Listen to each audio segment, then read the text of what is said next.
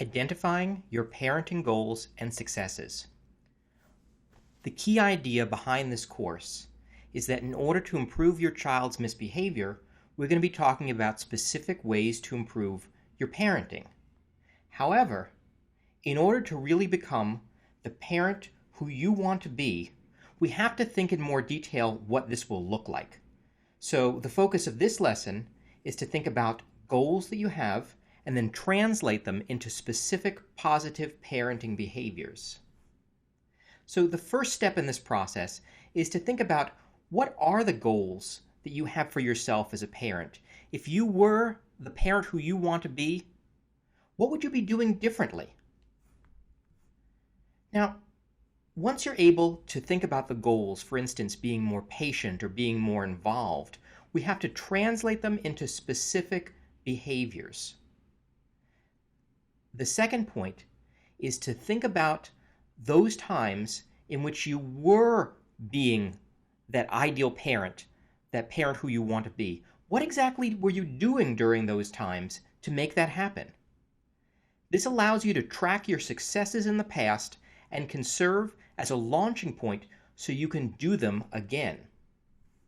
Now, another way to think about when you've been at your best is to think about exceptions to those times for misbehavior, meaning when was your child behaving well in a way that was unexpected? What were the exceptions to the misbehavior?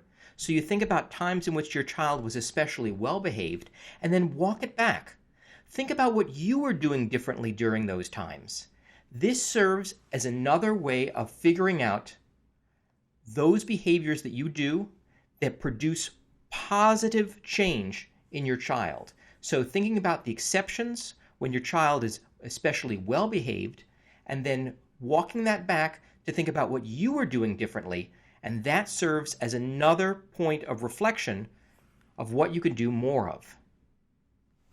Another way of thinking about this is to view your child's behavior across the board. When and where do problems not occur? So if there's a time that your child is well behaved, for instance, at school or with other adults or in certain settings, think about what happens during those times and are there any lessons to be learned so that you could do those behaviors more often as well. Now, I've included a helpful worksheet for you at the end of this section, and it allows you to further identify your parenting goals and to isolate your successes. You'll be able to write down your parenting goals, write down some of the positive parenting behaviors that you want to do more often, and to think about exceptions. And then based on those exceptions, what sort of changes do you want to make to produce those positive changes in your child? Some parents have a harder time isolating this, and when I'm working with families, I typically ask what's called the miracle question. This is another way of thinking about things that you could do differently. Assume that tonight a miracle has happened, and for whatever reason, your child wakes up the best behaved child that you can imagine. What would you be doing differently as a parent if your child was behaving well all of the time?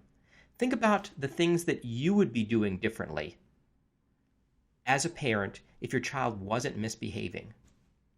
The goal then becomes to do some of those behaviors now rather than wait until your child is behaving appropriately.